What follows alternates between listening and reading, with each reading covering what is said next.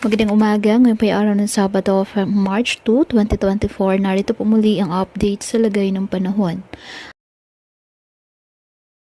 Ayon sa pag-asa, northeast monsoon o amihan nakakaapekto sa northern Luzon, habang easterlies naman nakakaapekto sa nalalabing bahagi ng ating bansa.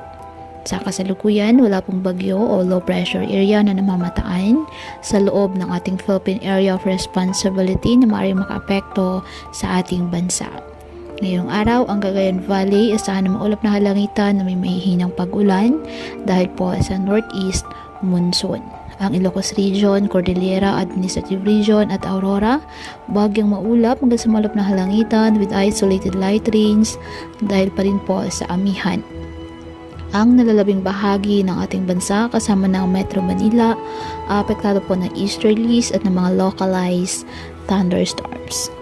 Kaya patuloy po natin na pag-iingat pa din ang ating mga kababayan sa pantapat po ng mga pagbaha at pagguho ng lupa at ugalin po na magdala palagi ng payong o kahit naman panangga sa ulan o di kaya may sa init ng araw kapag lalabas ng ating mga tahanan.